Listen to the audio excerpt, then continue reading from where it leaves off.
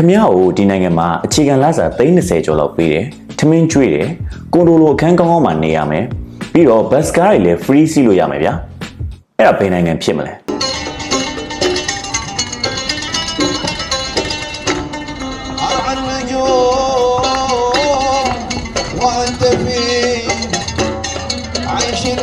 ဘယ်နိုင်ငံဖြစ်မလဲဟုတ်ကဲ့ပါအဲ့ဒါကတော့ကျွန်တော်အခုရောက်ရှိနေတဲ့ကာတာနိုင်ငံဖြစ်ပါတယ်ဒီနိုင်ငံမှာအလုပ်လုပ်ရတဲ့အားသာချက်တွေပြီးတော့သတိထားမယ့်အချက်တွေကိုဒီဗီဒီယိုထဲမှာပြောပြပေးချင်ပါတယ်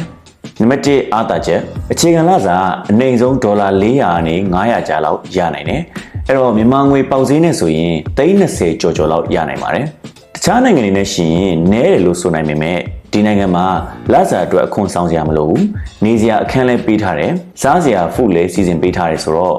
မစိုးလို့ပြောလို့ရပါတယ်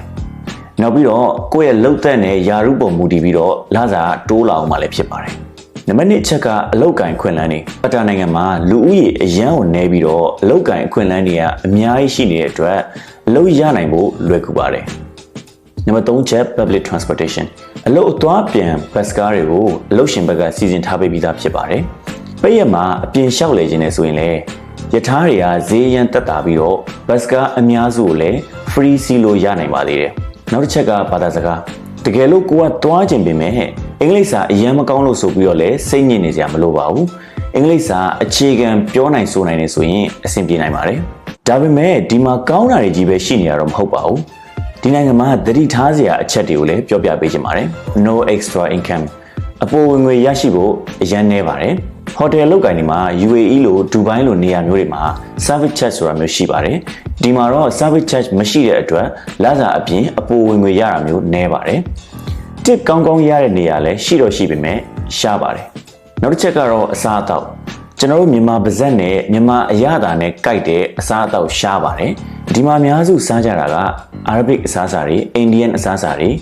basic western food တွေဥပမာပမွန်းနဲ့ cheese လိုဟာမျိုးတွေပဲပေါ့အဲ့တော့အများစုကမြန်မာအစားအသောက်ကိုလွမ်းနေကြတဲ့သူတွေများပါတယ်နောက်တစ်ချက်ကတော့ alcohol ဒီမှာ alcohol အရန်ဈေးကြီးပြီးတော့အလွယ်တကူဝယ်လို့မရနိုင်ပါဘူးအထူးသဖြင့်လူမြင်ကွင်းမှာဝယ်လို့တောက်လို့လုံးဝမရပါဘူးဟိုတယ်ကြီးတွေကဘားတွေမှာပဲသွားတောက်ရတာဖြစ်တဲ့အတွက်ဈေးအရန်ကြီးပါတယ်နှစ်ခါလောက် night out ထွက်လိုက်မယ်ဆိုရင်ကိုယ့်ရဲ့လစာကပြုတ်သွားနိုင်ပါတယ်အဲဒါကြောင့်ဒီနိုင်ငံမှာခမအသေးကွဲရင်တော့လက်ဖေးတစ်ခွက် secret လိမ့်နဲ့ပဲကွဲရပါလိမ့်မယ်